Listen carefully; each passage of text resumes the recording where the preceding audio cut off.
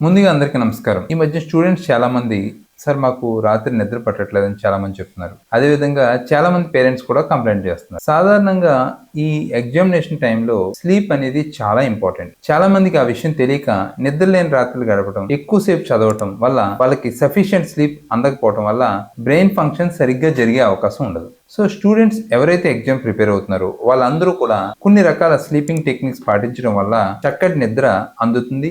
దానివల్ల brain function బాగా జరిగి ఎగ్జామినేషన్ బాగా రాయగలుగుతారు. సాధారణంగా ఎప్పుడూ సరే స్లీప్ సైకిల్ ఎప్పుడు కూడా రెగ్యులర్ గా ఒకే టైం పడుకునేలా ప్లాన్ చేసుకోవాలి. అప్పుడు స్లీప్ సైకిల్ బాగుంటుంది. దానివల్ల నిద్ర కరెక్ట్ గా అందే అవకాశం ఉంటుంది. చాలా మంది స్టూడెంట్స్ అప్పుడు దాకా చదివాం కదా అని మొబైల్స్ చూడడం అనేది జరుగుతుంది. సో నిద్రపోయే ముందు మొబైల్స్ చూడడం వల్ల నిద్ర సరిగ్గా వచ్చే అవకాశం ఉండదు అనమాట. సో ఎవరైతే ఈ నిద్ర పట్టట్లేదు అనుకున్న వాళ్ళు రాత్రి మాటలు ఈ ఎగ్జామినేషన్ ప్రిపేర్ అయ్యేటప్పుడు మనం నైట్ తీసుకునే ఫుడ్ లో లైట్ ఫుడ్ తీసుకోవడం అనేది చాలా ఇంపార్టెంట్. జంక్ ఫుడ్ తీసుకోవడం వల్ల కూడా మనకి నిద్ర రాకుండా ఉండే అవకాశం ఉంటుంది. సో నిద్రపోయే ముందు కాస్త ఫిజికల్ యాక్టివిటీ చేయటం, దాంతోపాటు ఒక 10 మినిట్స్ మెడిటేషన్ చేయడం కూడా చాలా మంచిది. అదే విధంగా రోజువారీ దినచర్యలో కనీసం 3 లీటర్స్ ఆఫ్ వాటర్ కూడా ఇంక్లూడ్ చేసుకోవడం వల్ల మనకి నిద్ర అనేది చాలా మంచిగా వచ్చే అవకాశం ఉంటుంది అనమాట. కాబట్టి ఎవరైతే యాంగ్జైటీతో సఫర్ అవుతున్నారో, లేకపోతే ఎవరైతే స్ట్రెస్ పడుతున్నారో వాళ్ళకు కూడా నిద్ర పట్టే అవకాశం ఉండదు. కాబట్టి వాళ్ళు కూడా కొంచెంసేపు మెడిటేషన్ చేయడం అనేది చాలా ఇంపార్టెంట్. కాబట్టి